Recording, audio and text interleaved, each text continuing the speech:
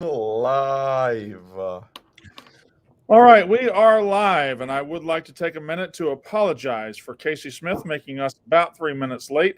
It is absurd. The fact that I'm talking right now, Casey. The fact that she and Katie were both a little bit late. I apologize. We were supposed to be up at 6:45. The boys were here. It's better left unsaid. We'll just move on. Don't even talk about it, Casey. You don't have to apologize that much. Anyway. High Noon Hard Seltzer sponsors this show, and thank goodness because they are delicious. Tell them about it, Casey. Yeah, speaking of apologies, so Katie was just flipping you off. I did watch that. What she needs right now, Katie, is an ice cold tangerine High Noon because Brandon was late, but that's okay because we're here and the YKB boys are here. Katie and I are here. Jack, I know we've got a big night ahead of us. We've got the college football playoff rankings about to go down and then Surviving Barstool episode 2. So if you're listening to this tonight, go watch that. We will be done before it starts. You start drinking High Noon now. Get the El Prez pack, get the game day pack, get the tequila, get whatever tickles your fancy. It's a big night in the Barstool world. We are going to talk college football playoffs. And I got to be honest, Jack, I've been drinking a lot of High Noon since they hired Mike Elko. I've been cheersing everybody. I'm so happy. A&M, Mike Elko, High Noon. These are my favorite things. We have a great show. We have a great show ahead.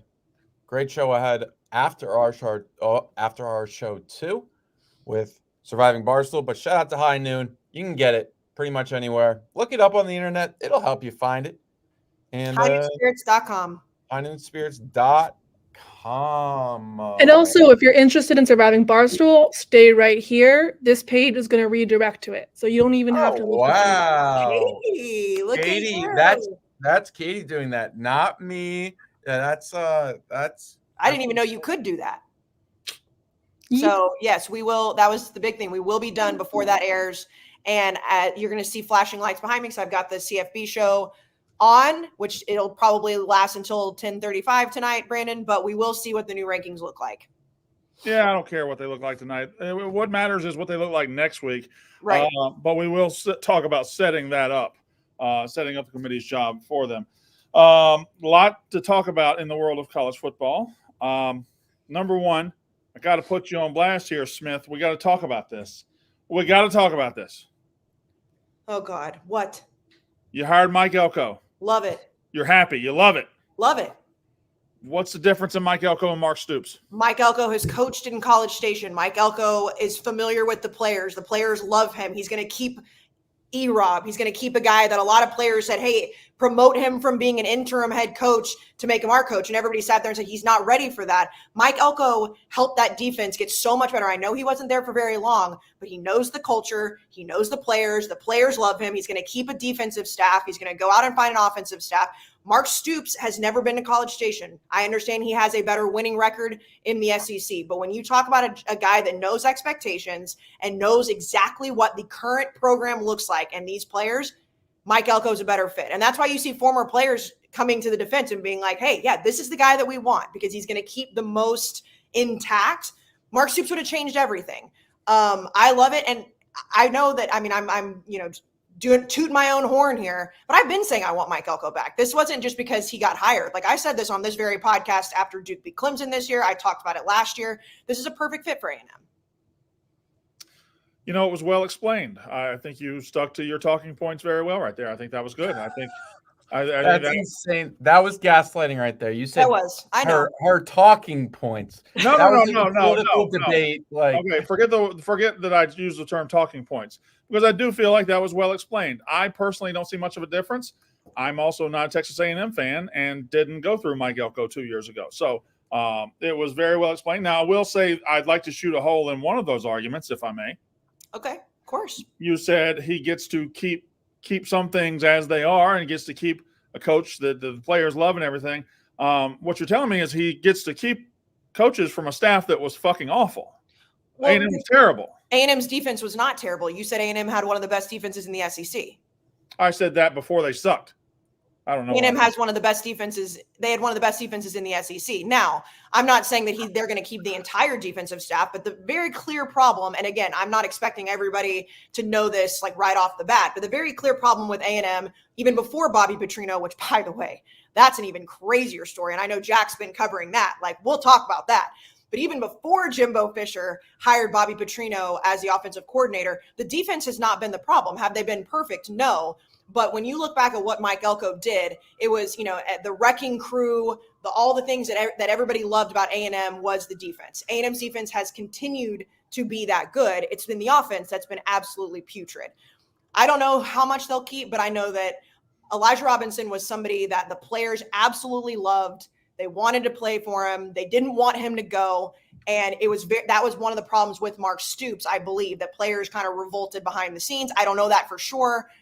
But obviously, Mike Elko has a relationship with guys on the team currently. So, yeah, do we have any more information about what exactly happened with Mark Stoops?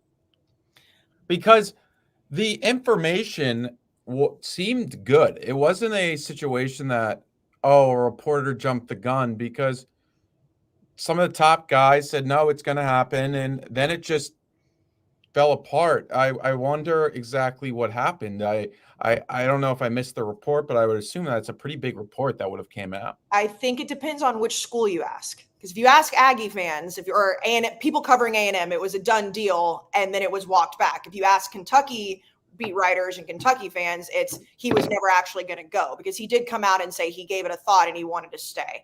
I don't know if we'll ever get the true story of exactly what happened. Unfortunately for all of us, the Hot Girls UK story seems like it was fake, unfortunately. Well, we're not going to besmirch the Hot Girls UK. That's just no nudity, Brandon. No nudity. That's not what we're going to do here. If Hot Girls UK ever has another report or tweet, we're going to report it on this show. Okay? I also can't say for a fact it wasn't true. I'm just saying it appears to have not been true, but I want to believe that it was true. Watch your tongue when you talk about Hot Girls UK. No, they don't do nudity. They don't do nudity. No, they're just hot girls. Brandon, it is a very fair question what you asked. I wasn't like, let me prove you wrong in every which way just because I wanted to argue with you, which we do a lot. It's a fair question. Mark Stoops has had more success. I think that when you look at the expectations for A&M and you look at somebody that, obviously the rest of the country likes to make fun of A&M, Mike Elko understands it. Mike Elko understands what those expectations are, and he did take a defense that needed to be revived, did that, got a head job at Duke because of that. So I think that it makes way more sense. And I've been saying this for years. I'm just happy that I finally got the guy. I looked at a video I did this year, like a little walk and talk in New York, and I was like, God, I miss that man. I wish he'd come back to College Station. And it's like, I think that that's kind of a way that Aggies feel in general. But it's a fair question. Okay, we have a lot more. He didn't really end the year great this year. I know he lost his quarterback and whatnot, but not only lost his quarterback, then he lost his backup for a little bit. Like they had a quarterback disaster there at Duke. He didn't end the year great, but I don't know. I don't really.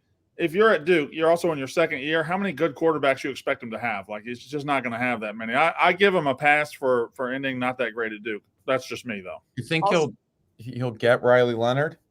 I would assume so. I would assume he'll do his damn best to do it. His girlfriend does go to Auburn. Of course, boy. All right. Before we Auburn fans been talking about that left and right. I hope he goes to Auburn so I can be like, so you're driven.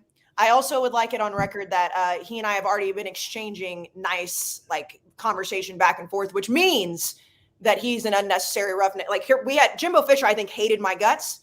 Mike Elko seems to like us. At least he likes me, so that's good. Okay. We got more hires to talk about. The one today, Arkansas running it back with Bobby Petrino. Sam Pittman, this is just one of the most inexplicable situations I've ever seen.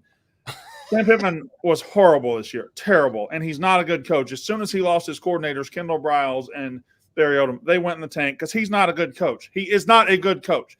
He went, 4-8 this year, 1-7 in the SEC. Arkansas said, you know what? Let's run it back. But Sam, what are you going to do to replace these coordinators? What are you going to – and he says, have y'all ever heard of Bobby Petrino?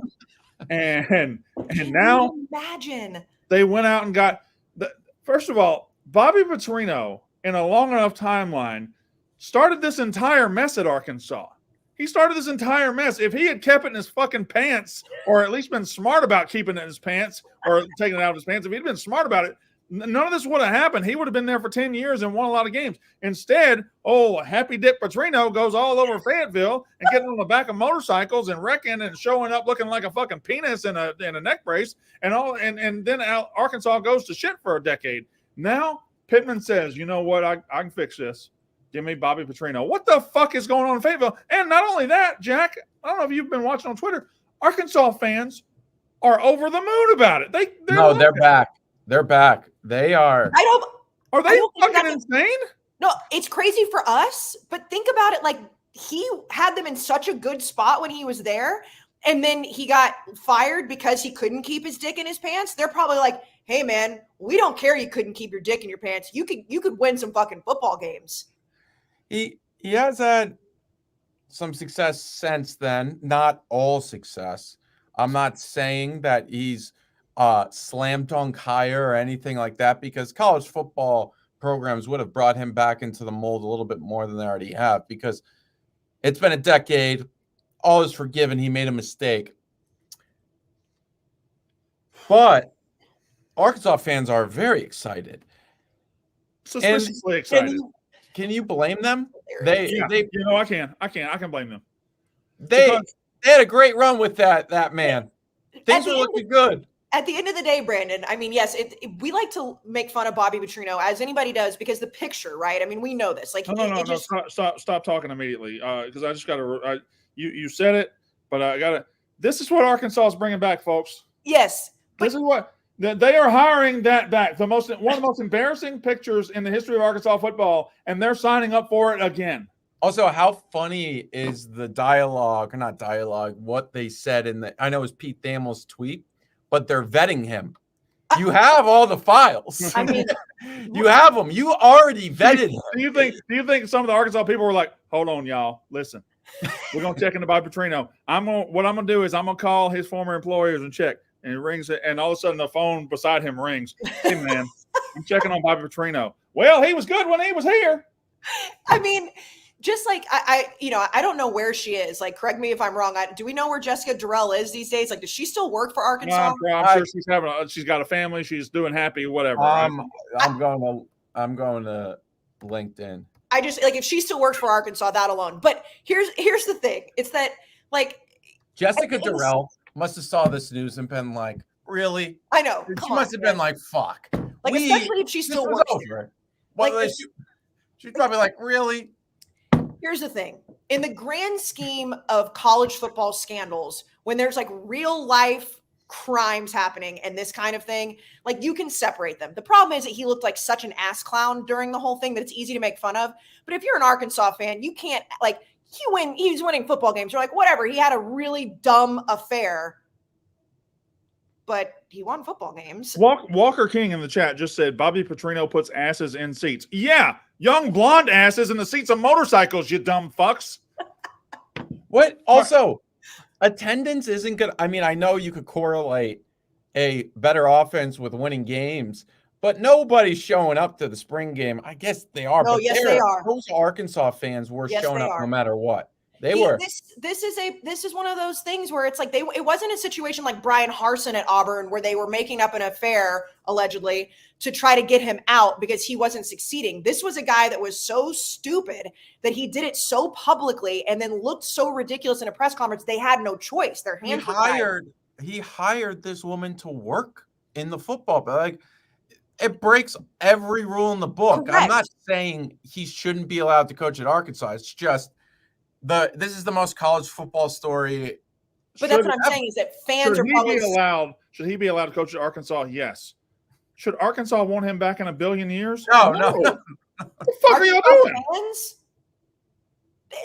Statute of limitations. It's been a few years. Well, this is a fan base that also thought Sam Pittman was good. So clearly they're far too far gone. It is the easiest thing in the world to make fun of. As well we should. I was shocked. Like, when I saw the news come out today, I was like, this has to be a parody account. And it sure. They're already talking about Sam Pittman losing a few games early. And he's going to be their interim coach. Bobby's going to be back in charge. He might, if he got the interim job and went like 5-1, he might be their coach again. Hey, Brandon, you know what? We don't understand it. the Arkansas fans, they might need to work through some trauma with this. Yeah. And you know where they can do that? BetterHelp. This podcast is sponsored by BetterHelp. This podcast, hey, Arkansas fans, if you're listening, hey, any fans, if you are listening, everybody could use some therapy. Everybody could use somebody to listen, whether you're actually struggling with mental health or you need somebody to just help you work through your issues, like Bobby Petrino. Going back to Arkansas, go to betterhelp.com/Smith and you'll get 10% off your first month. But we've talked about BetterHelp for a long time. They've been with us. You know, therapy can be a very daunting task. People don't want to sit in person.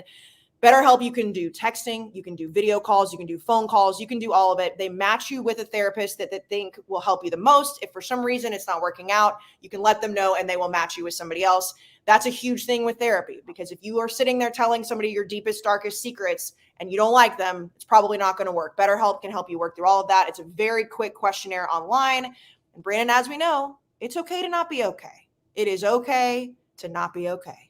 It very much is. Take care of yourself, and BetterHelp indeed helps you do that. Did you say the code betterhelp.com/Smith to get 10% off your first month? Because that's what you could do to take care of yourself. Take care of yourself. And even if you're not struggling, like I said, with mental health, just having somebody to talk to about your relationships, your work. Trust me, it's helped all of us in this podcast. BetterHelp, we love them. They sponsor this podcast. Let's go. All right. So several other coaching hires, but we'll hit them very quickly. And then we'll move on to, I have got 3 questions, and then we'll just rapid fire the games and do everything about all that stuff. Okay, so Mississippi State hired Jeff Lebby. I really don't know, guys. He looks like a very exciting young coach that's going to score a lot of points. I've said nothing but good things about that Oklahoma offense all year. They were just a juggernaut. He's great. They were great. So I'm very excited. You know, he obviously hasn't been a head coach before, but I think it'll be good. I'm hoping it'll be good. There you go. That's my take on that. Syracuse looks like they have hired Georgia's Fran Brown, correct, Jack? Have I got that one right? And then it looks like Houston, talk about a retread. Well, not really a retread for them, but Houston leaning towards hiring Cliff Kingsbury. If that was a correct report, which it might not be. I was hoping that Cliff Kingsbury might be the offensive coordinator at A&M. That would be a retread. But because he's a good offensive coordinator or because he's hot? Both. Okay, fair enough. I mean, you know, it was a long time ago that he was there and he did have, you know, a specific quarterback. But in all seriousness, Cliff Kingsbury, he's so young still. The NFL clearly did not work out. It doesn't surprise me whatsoever that he would go back into college. I mean, we'll see. I didn't see that report, but is he at USC right now? What? Isn't he at USC right now? Who? Cliff Kingsbury? No, right? Is he? Yeah, he's at special coordinator. I think he's going to Houston. No, I mean, I think he's going to Houston. I know, but I'm saying he's still in college right now. Okay. I'm saying to go back in as a head coach. Yeah. Yeah. I guess he has been linked to some other OC jobs, but Katie is right because he also got elevated. Didn't he kind of get elevated to OC or something? Or did No, I think USC's right there in Los. I don't think it's in Orange County. It was when Lincoln Riley missed practices when he was sick and whatnot. He was elevated to interim or acting. What it was, yeah, when he got sick, yeah. You are. It'll be interesting. I mean, he obviously likes LA. You are gross. All right. So here we go. Transfer portal Armageddon is near. Do y'all realize that? Yes. You realize Sunday every player in America is going to enter the transfer portal? Yes. Well, your good players and your bad players, they're just all entering the transfer portal. Tyler Van Dyke's already there. Will Howard, Kansas State starting quarterback. There's guys like, I'm sure Dylan Gabriel, if he decides to stay in college, could do it. The multiple guys, I'm sure 7 of them will decide to go be a backup at Ole Miss and not play next year. But it's transfer portal Armageddon is near, and we'll see what happens. Because, Casey, I'm sure your team's going to take a lot in. I'm sure my team's going to take a lot in because we got a total reset coming. So I don't. Yeah. It's going to be wild. Cam Ward, thank you very much. Cam Ward looks like he could be on the move. And Michigan State looks like that you want to tell me its own little Armageddon. Everybody seems to be leaving there. This is the era that we're in. They're going to wait till they're allowed to fully do it, and then we're going to see where everybody lands. All right. Colorado's losing players too, by the way. I know that's. Yeah, but that's what he wants to do, right? He wants to go get nothing but transfer players and see if he can't get this thing restarted next year. I have quarterback. What? Will Rogers is one of them. That's fine. The guy gave us 4 good years. Good luck to him wherever he goes. I hope he succeeds. I don't think we're doing the straight air raid anymore, so it's just not a marriage. This year it wasn't good, so good luck to him. All right, I have 3 questions as we go into championship week, as we get ready for the playoff rankings tonight.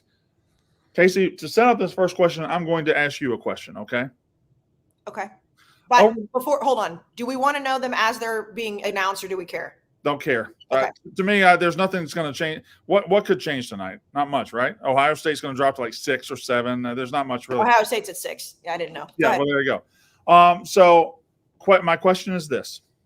Over the last 5 or 6 weeks, who would you say, if I had to say 3 teams playing better than anybody else in college football, who would you say? Oh, boy. We had this argument at the office yesterday. I would say Georgia. Yeah. Oregon. Right. And I would have said Alabama pre-Iron Bowl. Yeah. But I'm going to put Michigan there. Fair enough. The reason I asked you that is because everybody would have probably answered those 3 teams. And well, Arizona. Okay. Yeah, you're right. But the second team is the one I want to talk about. As we go forward, and everybody kind of expects Oregon to beat Washington. Oregon's now a 9.5-point favorite over Washington, who, by the way, beat them in the regular season, who, by the way, went undefeated. Is it possible that everyone is giving Oregon a little bit too much credit for what they've accomplished this season? So let's think about. I agree with you. Let's think about this critically. I was gonna think about it even logically. Okay. So we're gonna go to class. I have the pen and we're gonna go to class. And we're here, right? Yeah. So they played what, 6 weeks ago? 7? Yeah, they played 1, 2. We were in Nebraska. They played 6 weeks ago.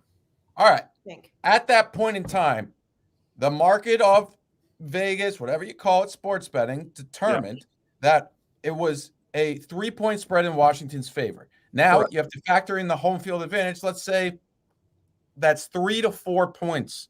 Washington does have a very loud stadium, big home field advantage. Let's say that's 4 at most. Sure.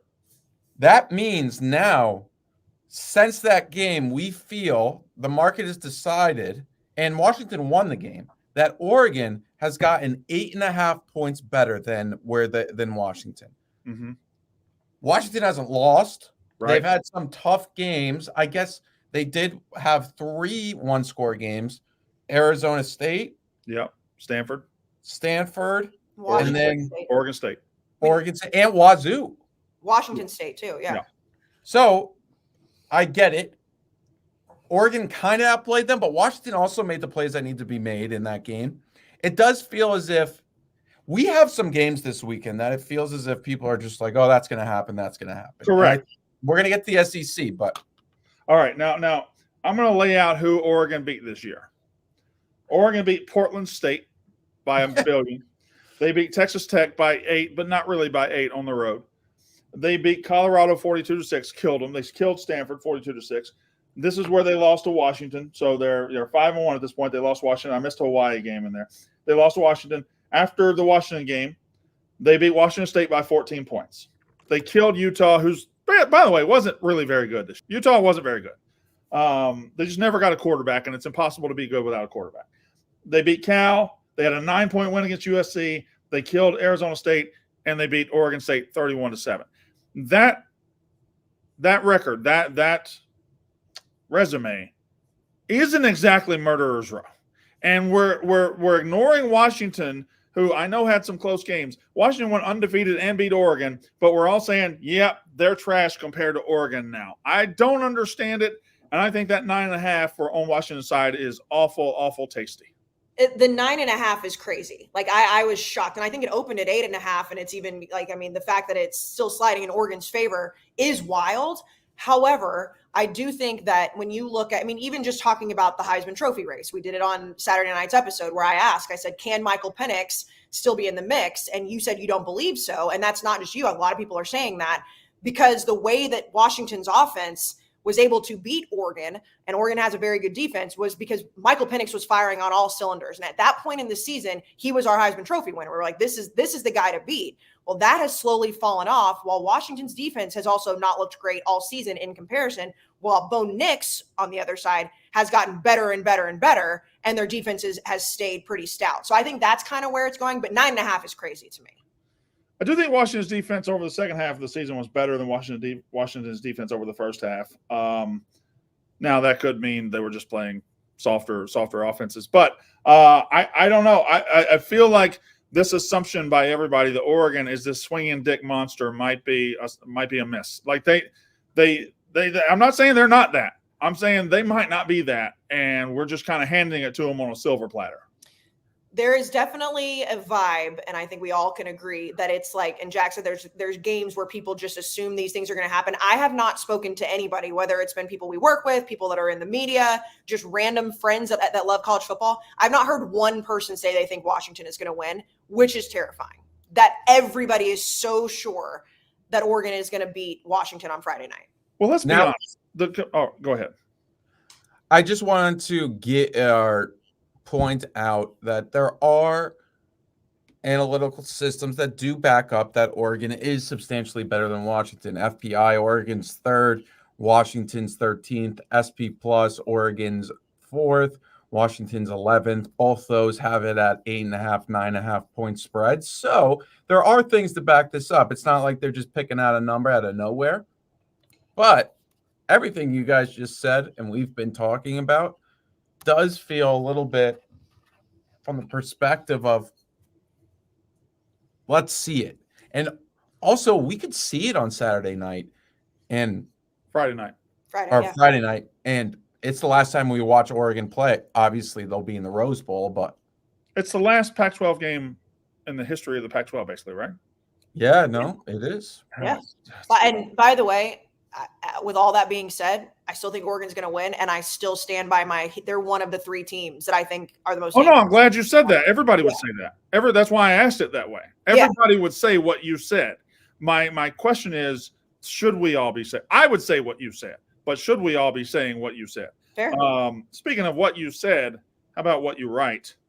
So writing, Grammarly is there to support you from beginning to end. Grammarly, yes, for over 10 years, Grammarly has been powered by AI technology you can trust and rely on to help you across all the places where you write the most. Yes, AI is not just useful for those funny pictures where you put like UGA on top of an alligator on top of a Tennessee Volunteer. I know I like to do that too, but AI is useful for writing and stuff like that. And now Grammarly helps you do even more.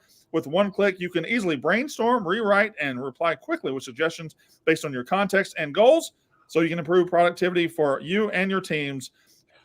When you're feeling stuck with writing at work, Grammarly can help get you started with ideas, outlines, even tips. I'm just going to be honest. As somebody who does a lot of shows, I could use a little Kickstarter with ideas and tips and stuff like that. In fact, I might let Grammarly and AI take care of the podcast ideas for next Saturday. Who knows? Who knows? Brandon, I will tell you too that you can connect it to all your social media apps. You can connect it to Twitter or X, whatever the fuck you want to call it. All these things. And no spoilers, we did a spelling bee in the New York office yesterday, and you can tell a lot of people are using Grammarly not only on their apps but in the blogs they write, because spelling was tough for a lot of people.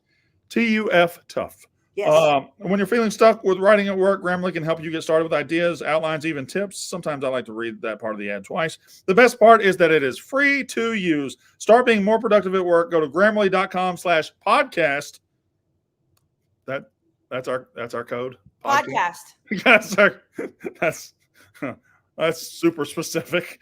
Go to Grammarly.com/podcast to download for free today. That's GRAMMARLY.com/podcast, because that's what this show is, a podcast, and we're the only podcast out there. Okay, now yes, you're muted.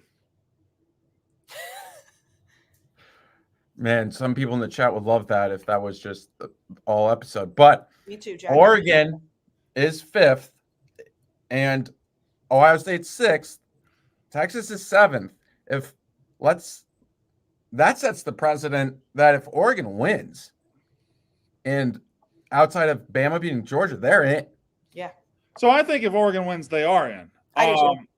Here's the thing. I was thinking about this. It's going to be brutal for Texas, man. The committee needs 2 results.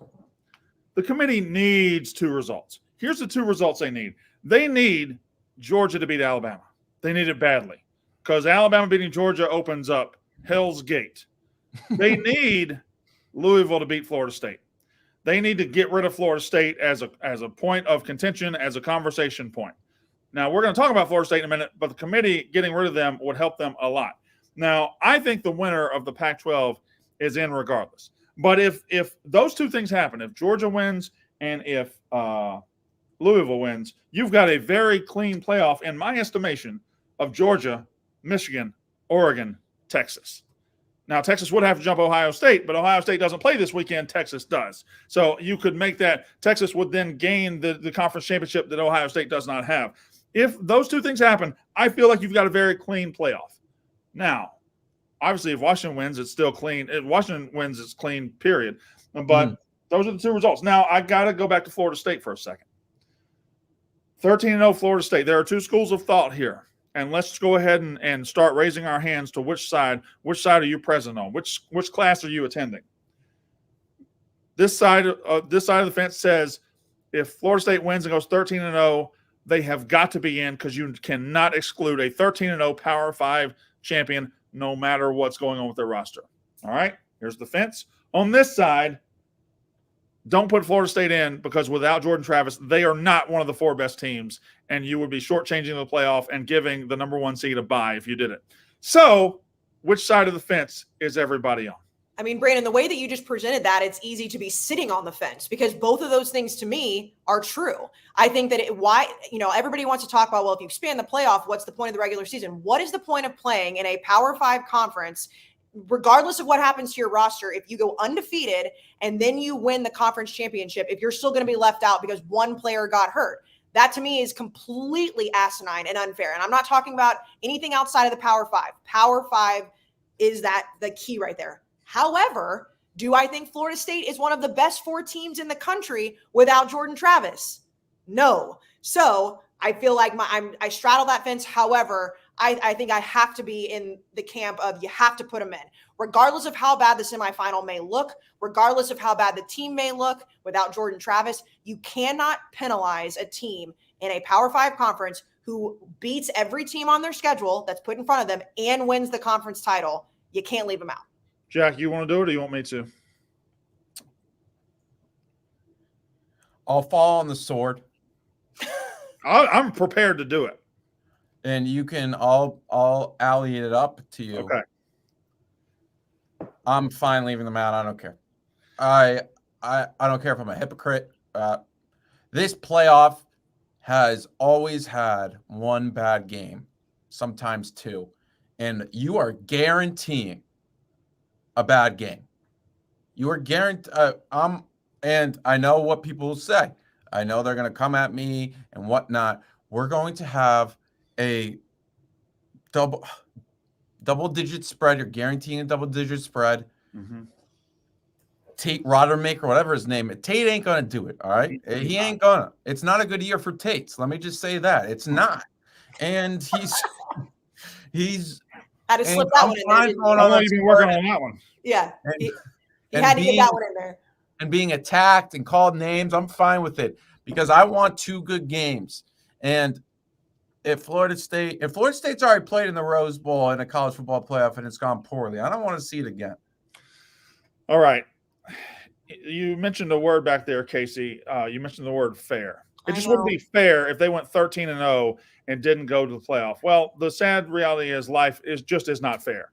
And it is not fair that Jordan Travis got hurt, that his season ended, because he's one of the best players in college football. It is not fair that Florida State saw its championship dreams dashed. But getting thrown into the playoff isn't going to make those championship dreams come back. Whether you accept it now or then, this team is not good enough, Florida State fans, to win a national title as is. They're not good enough to compete in the playoff. So you can go and get your participation trophy and get killed by Georgia, or the committee can step up and say, you know what?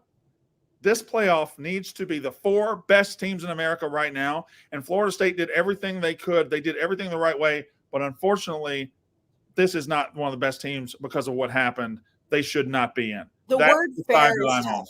The word fair is tough, because I do agree with you. Like, life's not fair. However, when you are talking about a team sport And I'm not saying that you're incorrect by thinking that, but when you're talking about a team sport, this is not an individual sport. This is not Jordan Travis versus Bo Nix versus JJ McCarthy versus Carson Beck. These are the teams, and they can only do what's put in front of them, including deal with injuries. Now, I personally think Louisville is going to win on Saturday. So I think this is going to be a moot point.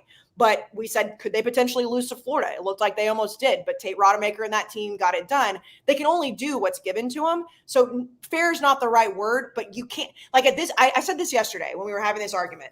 If it's really who are the best 4 teams in the country regardless, and you're going to leave an undefeated Power 5 team out because one player, albeit the most important player, out of the playoff, then why not just pick who you think the 4 best teams are after 1 month and be like, okay, well, we don't need to play the rest of the season then because we already know. Well, I'll say it like this. I'll say it like this. If it's number 1, Georgia, number 2, Michigan, number 3, Oregon, and number 4, Florida State, Michigan and Oregon should sue somebody. They should fucking sue somebody because Georgia gets a bye week to get ready for the national title game. Brandon, you know what's going to happen? What? Michigan's going to get Florida State. And it's going to be Dave's and yeah. Did Michigan jump Georgia tonight? No. No, but it'll be Georgia. They wouldn't make them the 3. They wouldn't make Florida State the 3 seed, would they? If it's Oregon, why not? Oregon has a loss.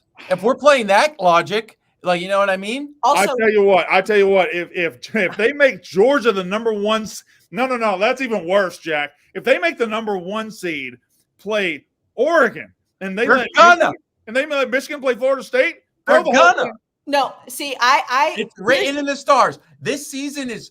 It was written in the stars for Michigan. It's happening. Okay. Here's my devil's advocate on that, Jack, because I thought this was the way you may go. I think Florida State, if they're in, will absolutely be number 4 because they will use the logic of, okay, they don't have their quarterback. What if, and hear me out, what if Georgia plays an abysmal game against Alabama, but still wins, but it's abysmal, and Michigan obviously is going to go out and kill Iowa, and the committee says, we'll just put Michigan at number 1 then. I don't think that that's off the table either. I think it's crazy, but I don't think it's off the table. Not number 1, yeah, but the problem with that is Michigan's not number 1 now, correct? No. Mm-mm. So Michigan plays Iowa, Georgia plays Alabama. So if they both win, there's no chance Michigan jumps Georgia. But that's what I'm wondering if like the outcome between Georgia and Alabama is like they're not quote impressed. I guess if you beat Alabama, they're going to be impressed. But Alabama, like the reason I left them out of your original first question was because the way they played against Auburn, and I understand at Jordan Hare things are crazy, but like that was just y'all keep doing that, and it drives me crazy. It drives me crazy. That was a rivalry game at Auburn. Georgia also struggled at Auburn. Like this has happened. There's precedent this year. I don't blame Alabama at all for struggling. Now, did they get lucky as fuck? Yes, but you just got to survive that one. But I also like was on the side of like I think Alabama was getting better and better every week after their Texas loss, and that's where I'm coming from with that. I don't think they're a bad team. I just think that they were getting better and better every week. But I just think that rivalry game, you just throw everything out because things happen that just don't make sense. That's fair. All right. Well, next question. You know what else doesn't make sense, Brandon? What's that? Losing your hair. We got a lot sometimes. Sometimes things happen. You start losing your hair. I personally do not understand why when you have a baby, when you have another human being made inside your body, you lose your hair. But guess what? I dealt with it. And I have been using Nutrafol. Here's like, look at this nice little, nice here. Yeah. I got a compliment the other day that somebody asked me on Twitter if I was wearing a wig because my hair was so curly and voluptuous, right? Or is either on Instagram or on Twitter. And I actually said, well, no, I just actually curled my hair and washed it today. But I've been taking this. It's a supplement to help you with your hair growth, with your nail growth. And it's also, most importantly, it's full body. So it's all the vitamins that your body actually needs. It's not just something to help your hair grow and then it ignores everything else. It's got everything in it. It's got A, C, D, E, B1, B2, B3, B5, B6, biotin, B9, B12, all of it. And it's not just for postpartum. They've also got it for men, women, everyday use. They've got everything. Nutrafol is pretty great. So I wasn't listening to all of that, but what I heard was that Nutrafol has helped you with your wig. So I want to congratulate you for picking the right wig. No wig. Nutrafol has helped you. Now, what a lot of people think out there is that once she had the baby, Casey started wearing a wig. Well, now let me tell you right now, that is not true. That is incorrect. It is a lie. She wore a wig the whole time. Oh, yes. Long before the baby, she was wearing a wig, and Nutrafol has helped it look lush and beautiful. Yes, I've actually never worn a blonde wig. I've worn other color wigs, but that's a different story. I love this product, and this product is actually one that like I've had a lot of girlfriends who have used it long before they were a partner on this podcast, because it actually does work and it's very good for you. And you can go on and you can take a little quiz and it'll tell you exactly which product from them that you need. It's to help stress. It helps all of those things, because all those things matter when you're talking about hair loss. And as we've mentioned plenty of times before, I know Katie stands with me here too.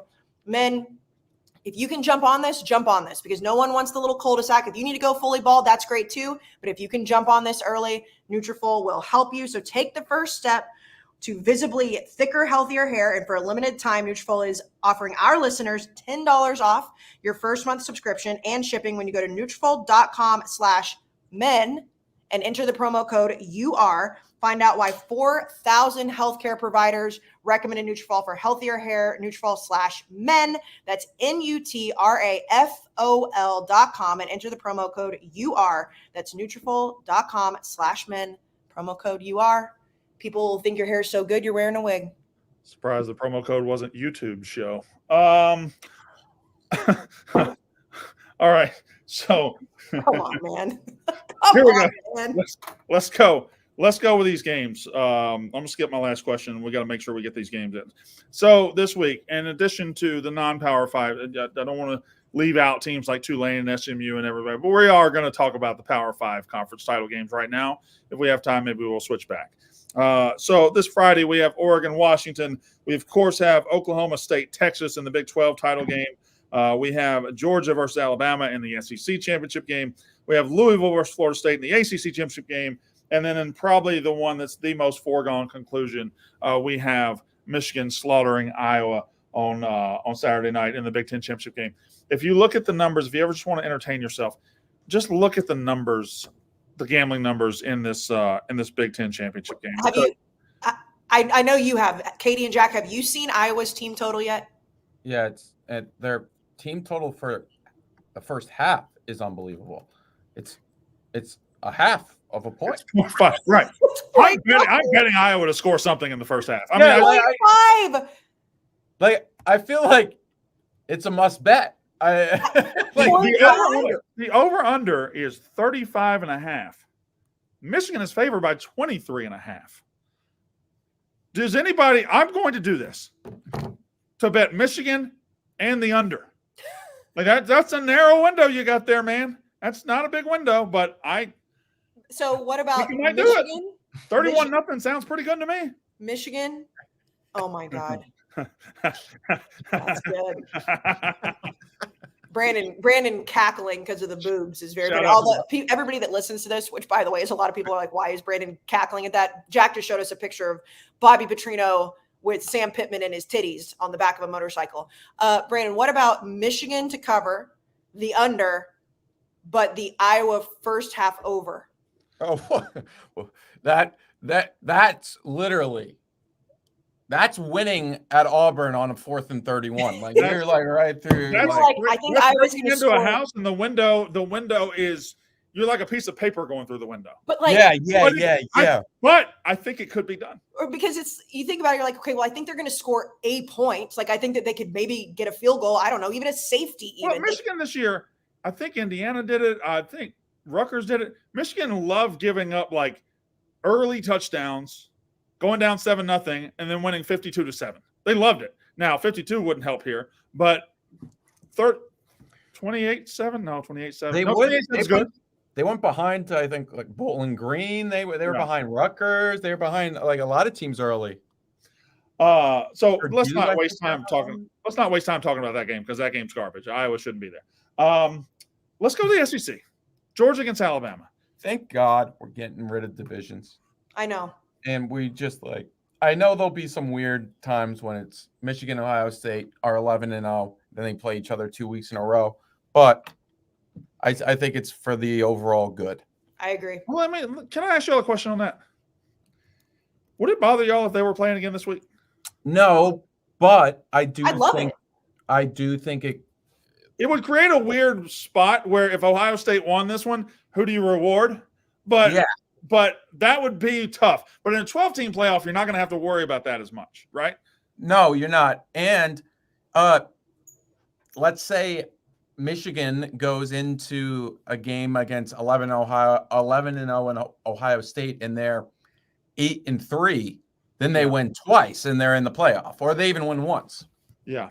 No, I would love to see them, but you're right. The Big Ten, it needs a shakeup. Thank God it's happening, because it sucks. Like, we're talking about like these 5 games, and like I couldn't care less to watch that game because I know it's going to be a blowout. I'm going to watch it because it's my job. But well, in the SEC, it's kind of worked out fine because Georgia's in one division, Alabama's in the other division, and they just play every year, except for last year and the other years that they don't play.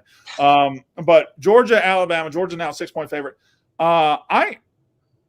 I know what I said about Alabama and throw out the Iron Bowl. Even before the Iron Bowl, I kind of think Georgia's significantly better than Alabama. And I know Alabama's taken steps this year, and they've gotten better. But I almost wonder if they've gotten too much credit for some of their wins too. And Georgia's just been kind of a quiet assassin for most of the year. Michigan's gotten all the headlines because of the cheating stuff, but Georgia's really, really fucking good. And I think this is the first time, I'm pretty sure this is the first time they're meeting since Georgia finally got the monkey off their back and won the national title game. So this is the first, because they didn't play in the SEC title game last year. So this is Georgia's first chance to say, all right, wasn't a fluke. Fuck you. We're better. I like Georgia, and I like Georgia by a couple touchdowns. I like Georgia, but to play devil's advocate there, it's also, the Nick Saban, like, oh, this is cute, Kirby. And like, yeah, people are saying that, you've surpassed me because you've won 2 in a row, but like, I'm still the greatest to ever do it. So there's a lot of storylines and, for lack of a better word, narratives going on. I'm curious to ask you so I assume okay, I'm just going to open it. Where do you think Georgia is that much better? Across the board, every position? I think they're better at quarterback. I agree. Think they're I might think they're better at every position. And that's what's so like, because I agree with you, but I had to actually think through it today before we did the podcast, because like surely Alabama's got them somewhere. Defense is probably a push. They're both very good defenses. And neither defense is like peak Georgia or Alabama defense, but that still means they're better than 99.9% of teams in college football. I think Georgia's defense was better 2 years ago, but it's still really fucking good. Alabama's defense has been better in the past. It's still really fucking good. I just think ultimately I don't fear Jalen Milroe if I have Georgia's defense. And I do think Carson Beck is probably one of the more underrated players in the country. He is very good. He's got a lot of weapons. It's not just Brock Bowers. So I think Georgia's just a better team flat out. Yeah, I agree with you. And I also think the mental block that Kirby, or whatever Kirby had before, not just Kirby, but his team, whatever they had before is gone. They have won 30 whatever games in a row, 2 straight national titles. They are now the hunter, they're now the hunted and not the hunter. They're now the team that comes in here and say, we got to knock us off. It used to be Alabama and Georgia couldn't do it, and now it's reversed. I don't know. I believe in Kirby. I believe in that team. It is so like, because I do agree with that. However, it's like if you could script any, I'm obviously Kirby coached for Nick Saban, like whatever, but like it's still just like sitting here, like anytime Nick Saban is doubted, like earlier in the year with, after they lose to Texas and then they don't even know who's going to be starting at quarterback. It's like, well, here he goes. Like the dynasty's dying, like he's going to ride off into the sunset. And then here they are right back in the SEC championship with a college football playoff spot on the line. Would it surprise me if we're like, of course, Nick Saban reminded him who daddy was? No. Yeah. I don't know that. You think Nick Saban's still daddy though? I think so. I don't know. I don't think he's daddy anymore. I think he's daddy overall. Kirby's a stepdaddy of everybody. I think Nick Saban is still daddy overall. Like I think, but that's also because I still think Nick Saban is the best coach of all time in college football. So I'm just looking at this just to compare their defenses, numbers only, and it's really hard to do that because Alabama had the division. They played Texas in non-conference. They also shared a division with Ole Miss and LSU, 2 very good offenses. And I don't think the offenses in the East, for the most part, are as good as those, even though Georgia did play Ole Miss. So Georgia, we gave up 294 yards a game this year. That's best in the SEC. Alabama, 3rd in the SEC in total defense. So, again, very, very, very good defenses. And, I just wanted to see comparison. Do you know who the number 2 overall defense in the SEC was? Texas Mississippi A&M. State. Texas A&M. No, it wasn't. No, God, we couldn't stop me and you, Jack. We were fucking awful. Scoring defense, Georgia number 1, Alabama number 2. Yeah, it's just it's total. I think I'm going to take Georgia to cover. I do think that Georgia is the better team. However, if Alabama does win, I'm here for the chaos. Like, this is one of those games where, you know, either I picked Georgia to win the national title this year. I'm standing by that, obviously. But can you imagine if Alabama wins and then the chaos that will ensue? Because I know that a lot of people are saying, oh, if Alabama wins there and Georgia's out. I don't think you can say that Georgia is out in that scenario. It would be so hard to squeeze them in, though. So hard. I don't know. But, Jack, let me ask you a question. I don't think it's that hard to squeeze them in. I think it's really hard to squeeze them in. If Georgia loses, they're in. I think they're in. Based on what? I don't listen. Unless they're the reigning back-to-back Michigan's got. Go ahead. Go. You go. Go. I'm not talking. I'm not either. Okay, I'll say this really quickly. Well, one of us will talk. You stay out of it. I knew. Well, that's what I was trying to do. Go ahead and talk. Just stop making a face and talk. Talk. If they're the reigning back-to-back national championship, they haven't lost in 28 whatever games. Yeah. I know you say they don't have the record, but didn't we also just spend the past few weeks saying, oh, look, they have the record all of a sudden with Ole Miss, Missouri? And also, unless they get whooped like 30 or more, I think they're in regardless. Okay. The counter to that for me is, in years past, there haven't been this many mouths to feed by the playoff. There's too many mouths to feed right now by the playoff. You've got Michigan's going to be in. The Pac-12 champ is probably in.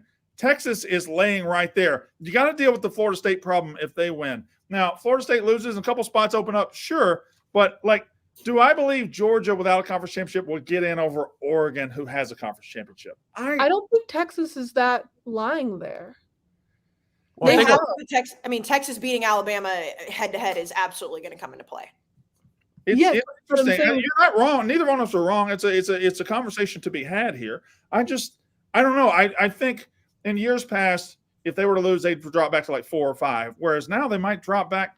There's just so many teams right there in this mix. Here's where, because I think it's somewhere in the middle, right? Like, I think that I could see either scenario. Now, there's less mouths to feed last year, but we did see an undefeated in the regular season TCU lose to Kansas State, who was not going to be in the playoff, and still stay in regardless of being a conference champion.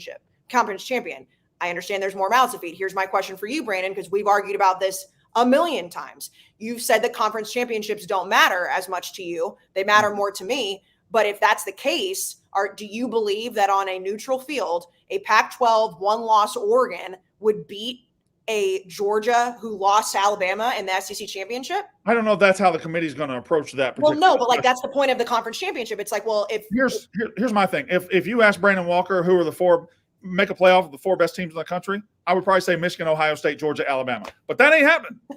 That ain't happening. And you have to account for these resumes. Oregon, if they beat Washington, and not to mention, Katie, I use Oregon for an example. If Washington wins, that's a slam dunk. Right. They're in. That's a spot. Michigan's a spot. So, like, there's I don't know. I just don't think. If Michigan, Florida State, Washington win, that's 3 and spots. then Alabama beats Georgia, I don't know how you put Georgia in. I don't know where you put them. I think the discussion then is Alabama, Texas, right? Yeah, then that's that discussion. Like, Georgia's then out. Although Alabama beating Georgia, Alabama's in. No, I don't think there's any question about it. I think there's a chance they're not.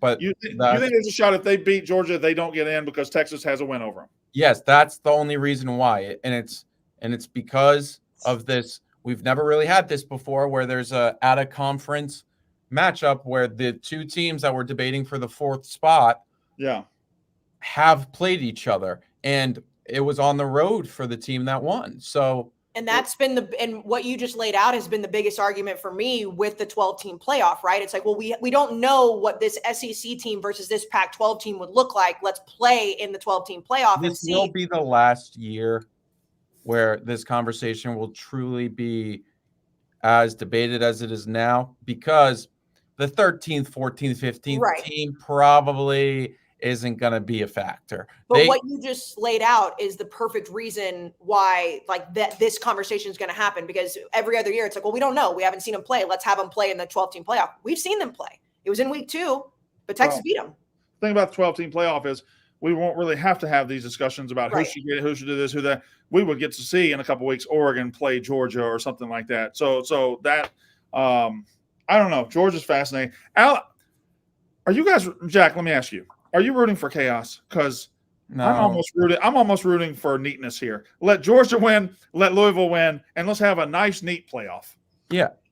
So if that happens, if Louisville wins, then you're putting Oregon in. You're putting Georgia, Pac-12 champion, Georgia, Michigan, Pac-12 champion, Texas, I believe. All right, I like that the most, and I think that's the most appetizing playoff. I'm rooting for chaos solely for the drama of watching it, like sitting back with my popcorn, because like my team's not in it. So what do I care? However, I do agree that if it's a, the clean slate, but there's also, I mean, we'll pick who we think is going to win the SEC championship, but there's a scenario where Oklahoma State beats Texas too. Yeah. I don't think that that's a slam dunk either, because I mean, Oklahoma State's been frisky all year. And the Big 12 championship is very fascinating to me. Although Oklahoma State does feel like one of those teams that won their Super Bowl and then just started cashing in their chips.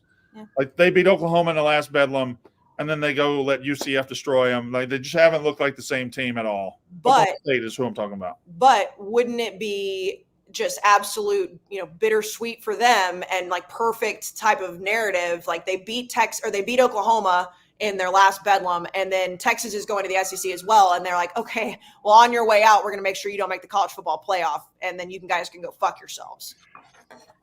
Yeah, well, let's clean up one little last piece of business here. I'll tell you what, Casey, there's a lot of games this weekend. Yes, there's a lot of games this weekend, and if you want to go, if you wake up on Friday and you live out in the, geez Louise, what a gulp of water that was. Have you been in a desert? I was thirsty. I talk a lot. All right. Gosh almighty. It's cold. It's like right out of the fridge, like cold water. I know what cold water, I know what the feeling cold is. You don't have to tell me what cold is. Thank you very much. Good Lord. If you want to go to a game this weekend, the official ticketing partner of Barstool Sports, Game Time, you can download the Game Time app or go to gametime.co, enter your email and redeem code RUFF for $20 off your first purchase. Game Time has cracked the code on great ticket prices late in the game. So if you wake up on Saturday, you don't have tickets, you're going to get a guaranteed best price towards the end of the process on Game Time. They're going to have great seats, great everything. Game Time has deals on tickets right up to the start of the event, and even an hour after it starts. It's the place to find last-minute seats. And I'm using football for an example. But say you want to go to a professional wrestling event or a basketball game or a concert of your favorite band, or maybe a comedy show. They're going to have tickets on Game Time, so check them out.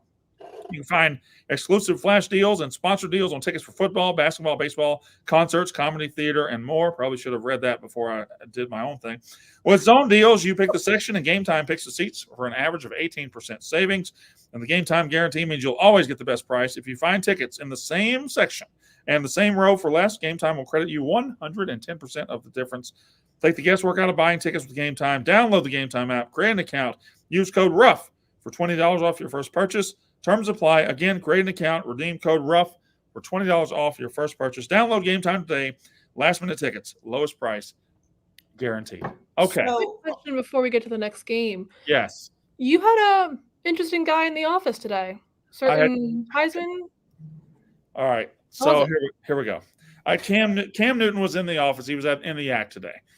Now, we were sitting on the YAC. I didn't wake up this morning knowing Cam Newton was coming to the office. I didn't. Cam Newton and Brandon Marshall came to the office. So they say, as the YAC starts, hey, by the way, before the end of the YAC, Cam Newton will be here. And my little butthole puckered right up. I was like, like the Cam Newton, like Cam Newton, the one of the best quarterbacks ever, the Auburn that didn't go to Mississippi State, that was ringing the cowbell, that Cam Newton. So, and they sat him down. And you know how Big Cat and the boys are on the YAC. They will go out of their way to make sure I'm as comfortable as possible. They never want to make me feel awkward or anything like that. Mm-hmm. So He sat down and they immediately said, "Hey, Brandon Walker hates you." I had to talk to him about it. We went over it. I said, "Hey, you were ringing the cowbell. You were all but signed with Mississippi State, and Auburn comes out of nowhere, and you go win a national championship for them. What the fuck, dude?" And he gave me his side of the story and everything, and we got through it. And it turns out, among other things that probably got him to go to Auburn, which we didn't discuss today.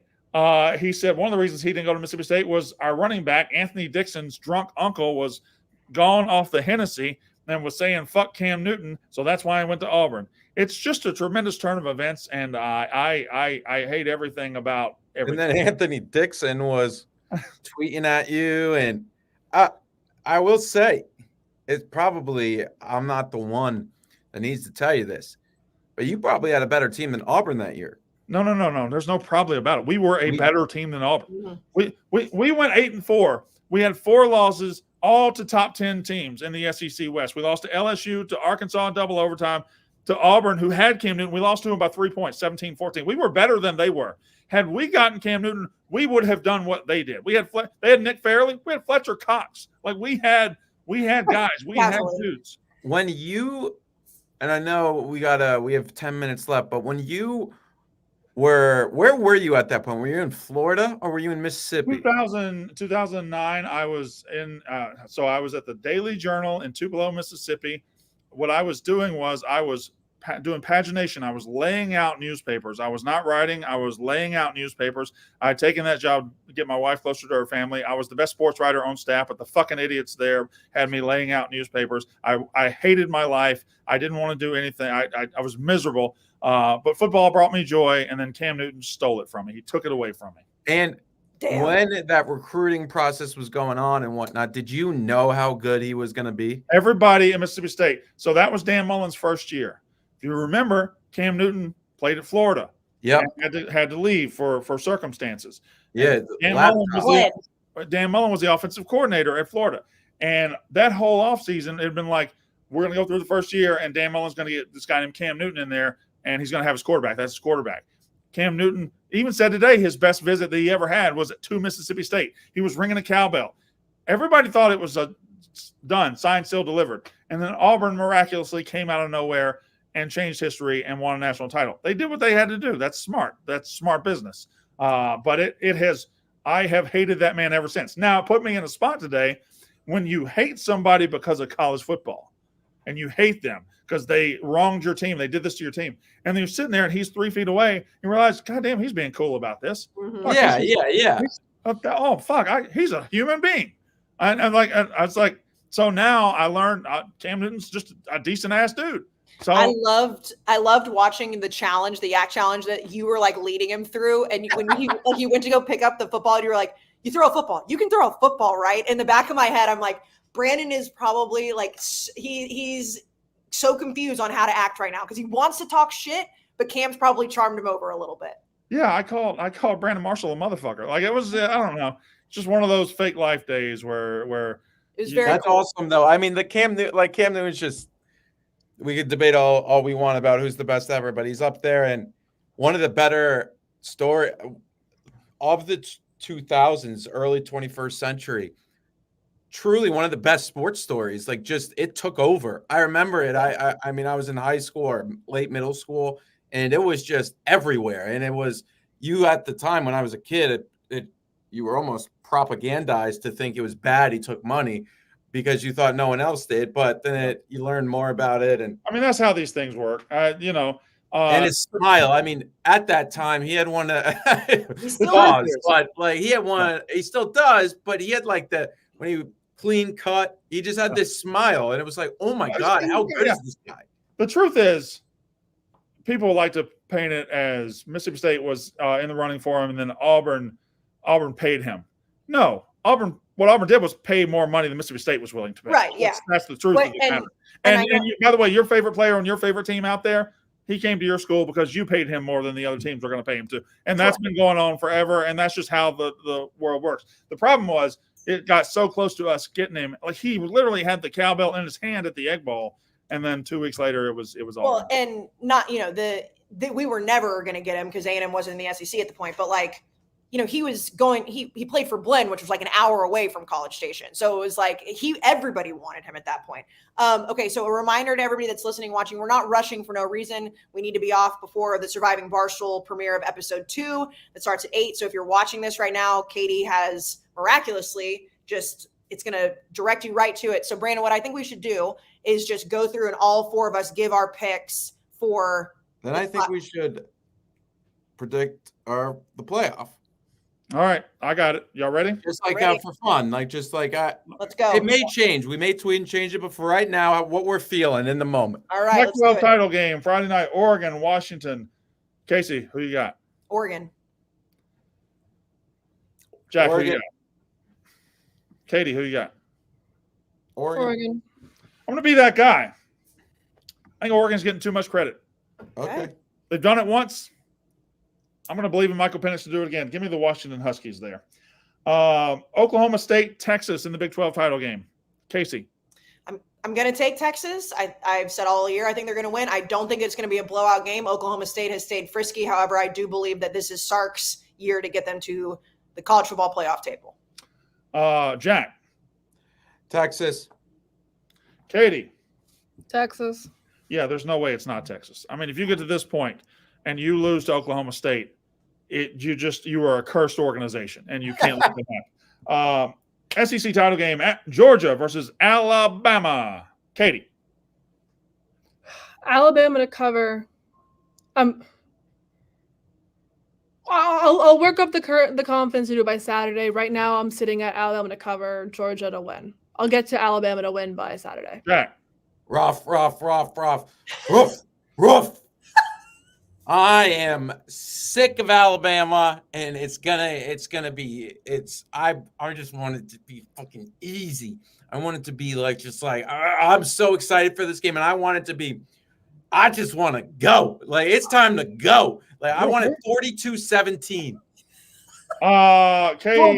Georgia. Casey. Georgia. Not like Jack, but Georgia. Georgia by 2 or 3 touchdowns. That's what I listen. The YKB boys are united on this one. I think Georgia's significantly better than Alabama. I think Alabama has taken so much effort just to look as good as they have and Georgia just does it like that. Louisville versus Florida State. Here is a big one. Jack, you go first. Louisville versus Florida State. Louisville. Come on, Jeff. Come on.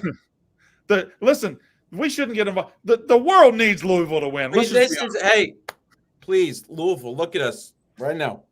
Louisville. We need you to play the game of your life. We need it to go, hey, plumber, look at me. I know you're not the Rattlesnakes, right? I know you're not related to him, but you got to play like him on Saturday night. I want you slinging the ball all around. We need you to win. Casey. I'm going to take Louisville. And I mean, yes, we need them to win so that we can get Florida State out of the way, which I'm sorry, without Jordan Travis, we're not the same team. I think that we talked about the rivalry games and weird things happen. Florida should have won that game. Florida played better than Florida State. Weird things happen. I think Louisville is a better team than Florida State without Jordan Travis. So I am going to take Louisville. Katie. I think knowing the football gods, just to not make this clean cut, I think Florida State's going to win. Just knowing the odds are. I actually agree with her. I think Georgia's everybody has circled Alabama, Georgia as the chaos tipping point, but I think this is actually it. I think Florida State circling the wagons and winning this game. However, if you think about it, if Florida State and Washington win, you have 4 undefeated teams. Yeah. So that would be interesting too. But I go Florida State wins this. I think they bow up and they win this game. And then, Michigan. I don't know why I say Michigan, Iowa for the last, because that's Michigan. What if Iowa wins though? What would be the funniest result in the history of college football? Yeah, that would be something. It would be the funniest result ever.